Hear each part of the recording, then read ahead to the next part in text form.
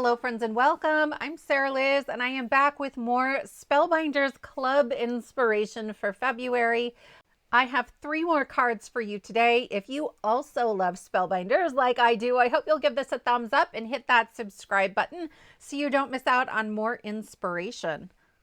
For this first card, we're going to use the large die of the month, which comes with this basket. It has a handle, some tulips, an Easter bunny, a carrot. And then we're also using some of the dies from the small die of the month because it has some beautiful daffodils and sort of a smaller tulip. For my background, I am taking a 5x7 sheet of some pale purple cardstock and I'm going to run that through the 3D embossing folder of the month. And I will get this adorable sort of Easter egg pattern that I just think is super cute. I didn't want to draw a ton of attention to that, but I do want some shine. So this is my favorite white shimmer ink.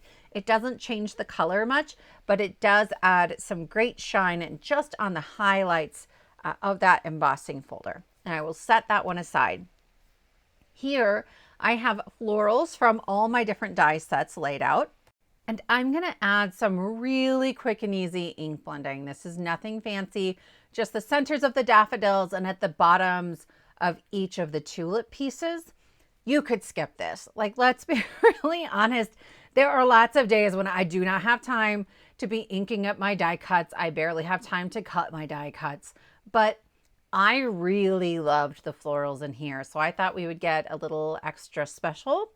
I love for these sort of orangey ones to add a little bit of pink and for the pink ones to add a touch of orange. It just feels so springy and bright to me. You guys, I'm ready for it. Like, I live in Nebraska and we had like a week, 10 days where it was crazy cold and buckets of snow. And then last week it was 60 degrees. And all the snow melted. This morning, I woke up to a bare lawn with frost. I don't even know what's happening in my life. But these flowers are making me happy. So I am just adding a little bit of glue. I just add it to all the pieces at the same time. And then I take my pickup stick and I press it down. I pause for just a second to let that wax kind of grab onto it. And I move on to the next one.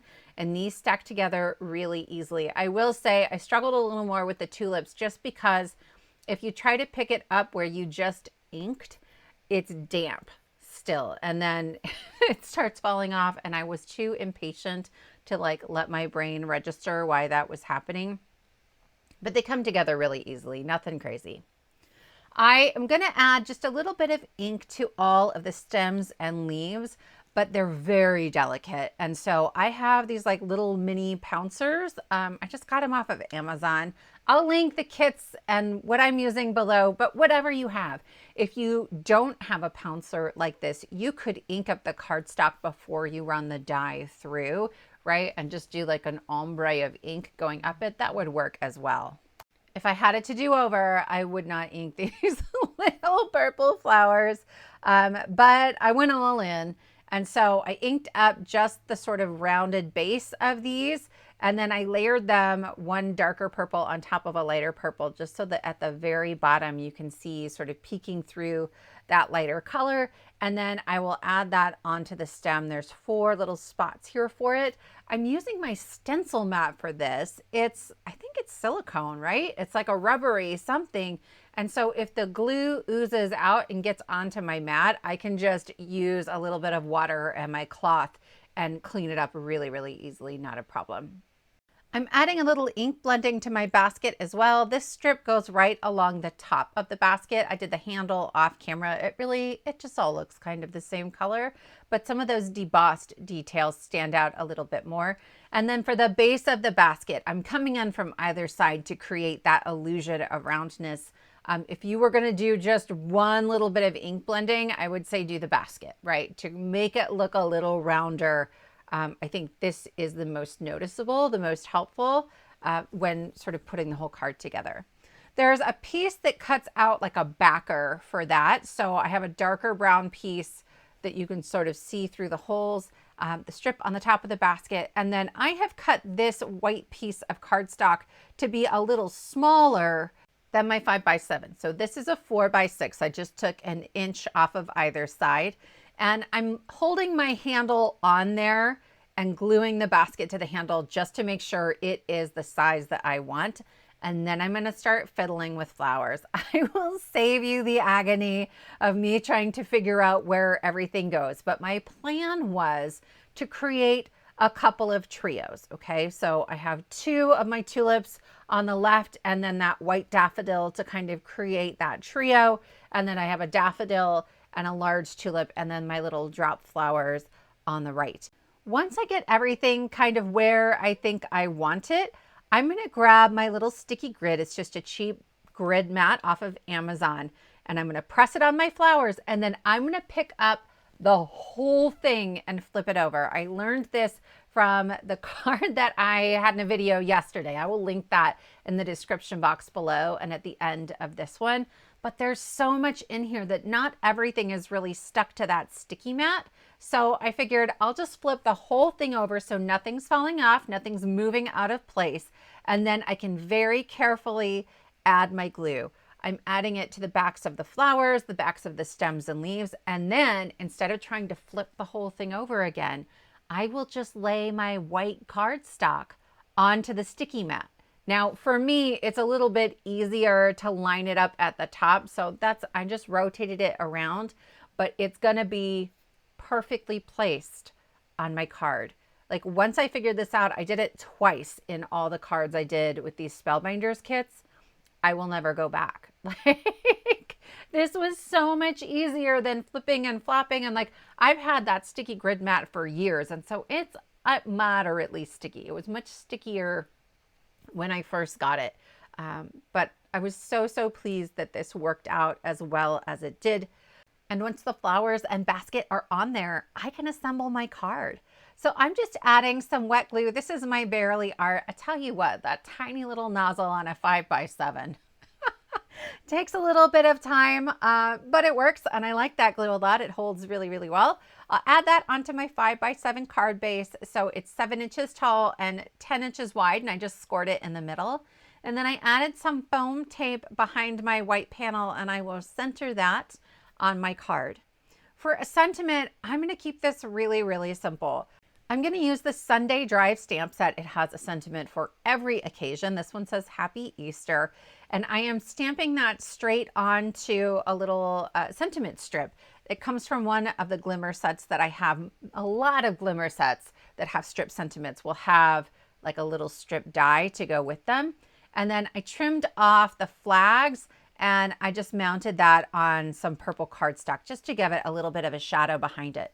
I've added some foam tape and some wet glue, and I will add this onto my card. I made an Easter card, but this would be a beautiful Mother's Day card or a birthday card. There's so many options with this set, and I love pairing that with the small die of the month as well. But I want to stretch this large die of the month. It's always one of my favorite options from the club kits because there's so much that you can do with it. So for this second card, we're going to use some of the dies that I didn't use on the last one. There is a carrot die and I've cut a bunch out from orange and a couple from purple. And I am just adding a little bit of ink blending right along the bottom. This is not fancy. Like I'm not doing anything heroic here.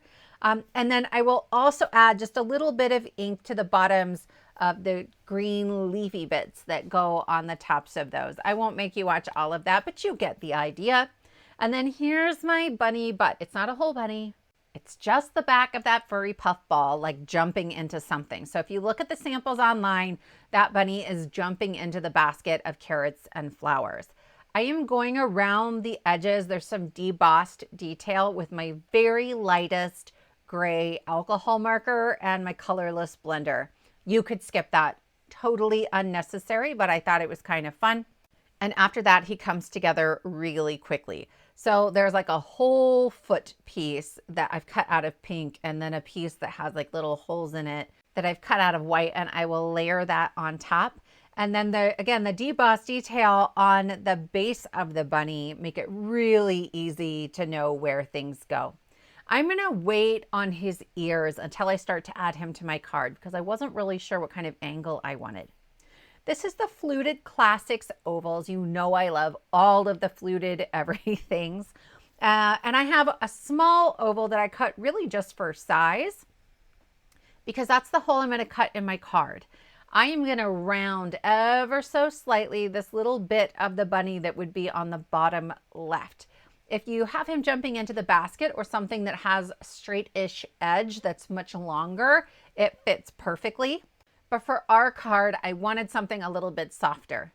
I'm going to go ahead and assemble the rest of my carrots so we can start putting the card together. I have just added little dots of glue on the tops of each of those so I can add my leafy bits. And then I have a little white piece of cardstock. This is 3¼ by 4½ inches. And I am just going to arrange my carrots to fill up that entire space. I have a bunch of them kind of hanging off the edges. So even though I didn't cut quite enough pieces of greenery, it's fine because I'm not actually using all of this space. As I was editing this, it occurred to me that I could have used my sticky mat and just picked up all of those carrots and glued them down all at once. It would have been so much easier. As it is, I'm sort of guessing as I pick them up. I've had 2 kids, you guys. I can't remember exactly where the carrot was that I picked up 2 seconds ago, but it works out just fine. I'm going to trim off the excess and use the leftovers just to fill in a little bit on the edges. When it comes to the angles of things, I'm just trying not to create too many right angles or places where carrots are parallel to each other and right next to each other. But that finishes up our little panel. I am going to grab the smallest die from those fluted ovals and I'm going to tape that into the middle and we're going to cut a hole into our card. This felt really brave. I wasn't sure it was going to cut all the way through, but it worked beautifully. And now I have a hole for my bunny to jump into. This is like a wood grain background stamp, and honestly, I don't think it's available anymore. So I will link to something else similar below. It's a great thing to have in your stash. And I'm going to stamp this sort of wood paneling onto a piece of craft colored cardstock. I'm using a medium brown ink from Simon Says Stamp, and I had to stamp it a couple of times. I will say one of the things I don't love about this stamp is that it isn't 6 inches. This is like barely 5½, not quite 5½. So I'm going to end up trimming off a little piece of that. I think I'm going to link the Hero Arts one for you below. That is a true like 6 inches. So I have added that onto my A2 card base. And then I took another larger oval from that fluted ovals, and I'm going to sort of center that. It just needs to be bigger than the hole I cut out of my front panel. Once I get all of that in there, I'm going to arrange my bunny so he is sitting right up against that oval, and then I can figure out the placement of his ears, right? Is there a left and a right? They aren't identical, but I don't think I could tell you which one is supposed to go on which side. And since I can't tell the difference, I don't think anyone getting this card is going to be able to tell the difference. And by anyone, I mean my kids. It's got an Easter bunny on it. I mean, seriously. So I have added foam tape all around the edges and then behind my bunny too. My kids are hard on cards, but if I was putting it through the mail, that also would make sure that it didn't get crushed and we didn't have a saggy bunny hopping into the hole. I'll add my wet glue just so I have a little bit of wiggle time before I add that onto my card, and then we can move on to a sentiment. Again, I'm using the Sunday Drive stamp set. I am just stamping this onto a piece of scrap paper just to get the placement. Then I'll bring in the piece of white cardstock I used to cut out the sentiment strip, and I'll use the negative to line that up and make sure that my Happy Easter is going to be perfectly centered on there. I'll add my little strip back in and then I can stamp it and it's going to be perfect every single time. I am not great about sentiment strips, right? I have a hard time getting them straight, but once I started doing this, things got a little bit better. I cut the little flags off of the end. I'm just going to have like a rectangle sentiment. That's easy enough to do. And I will mat that onto a piece of purple cardstock that is ever so slightly larger. I did not measure it. I was just eyeballing things today. I've added some foam tape and then I can add that onto my card. Just a simple Happy Easter. I know my kids are going to get a nice giggle out of this one. And it's a way to sort of stretch that die set beyond that big floral basket that we put together in the first card. All right, this one might be my favorite. I don't know. I'm having a hard time. But we're going to make a cloudy background. I have a piece of glacier cardstock from Spellbinders. And then this is my favorite cloud stencil. It's from Trinity Stamps and it's slimline. And I'm making a mini slim card. So it works best for this. But I just love in general that it is so long. And I feel like I have more ways to get different looks from my clouds from a single stencil. So I typically go along and I'll do like 2 rows that are just how the stencil is designed. And then I'll use one of these short edges and I line up the puff all the way on the right or the left with one of the cloud puffs I've already created. And then I can pretty easily ink a smaller section and really make use of all 4 sides of my cloud stencil. So I'm just going to move my way along and down that panel. And then I can start assembling all the other pieces. Off camera, I assembled my tulip blooms, right? I inked them up a little bit and glued them together just like we did on the other card. And then now I've added them to my stems. I'm using the grid on my mat to help me line up my flowers. I brought my leaves in to help just to make sure I would have enough space between each of the blooms. And I used a little pencil to keep track of where they're going to go. I'm adding glue onto the bloom and then onto the stem, and I'll just tap off the stem on the back of my hand so I don't end up with a gluey mess as I'm laying everything down. But I'm going to do that for all 3. It's pretty quick and easy. And I have to say, this card is fairly clean and simple for me, right? That's not something I'm typically good at, but this is the very first card I envisioned when I saw the images, like before they even sent me this die set, right? I got to see pictures of it and I was like, this is it. This is the card that I know I want to make. So I am laying out my leaves here in the center flower and I'm going to go ahead and glue those down. And I suppose you could eyeball the flower on the left and on the right when you go to add the leaves as well and just try to make them look the same as well. But I got kind of caught up on the idea that the leaves on all 3 flowers would be identical. So for the second one, I am lining those leaves up on the first flower, and then I will pick it up with my sticky mat, and I know I'm going to have the exact same placement. And I lined my sticky mat up with the bottom of my light blue cardstock. So if I just line it up at the bottom of it again and center the stem, it'll be perfect. So I'm going to do that one more time. I'm lining up my leaves right with that center flower. I will pick them up with my sticky mat. I'll add my glue. They're going to fall off. It's going to be a mess, but it's okay. You know what? And this is where I'm like, I probably could have eyeballed this. But some days I don't feel like I'm capable of eyeballing anything. So here I go, right? And I sort of set it down and it's fine. But when I go to pick them up, like I just didn't have the patience for it. And so anyway, they came up, I pressed them back down. It's great. I'm going to flip it over and I am going to remove the excess of the leaves just using my large handled scissors. And then I can add this onto my card base. So I have been completely neglecting this foam roll that I've had for ages, but it's perfect here. It's the 2-inch wide foam tape from scrapbook.com. Look at this guy. I did have to cut down a second strip to fit on the top. I think they have a 1-inch foam roll too, and it might be time to grab that guy too, but it made this so quick and easy. I added that on to just a blue panel that is 3 1/4 by 6 1/4 inches, and then I'll add that to a card base that is 6 1/4 inches wide by 6 1/2 inches tall, and then I scored it in half at 3 1/4. I'm using my same trick from the last 2 cards to stamp happy birthday onto a sentiment strip. And then I will trim off the flags on the end and add it onto a piece of light purple cardstock. Again, I didn't measure, right? I just have strips of cardstock kind of hanging out everywhere and I just wiggle it until it fits and then I trim off the rest of it. I'm adding this happy birthday, but you guys know me from emergency card kits. I like the flexibility of changing that later.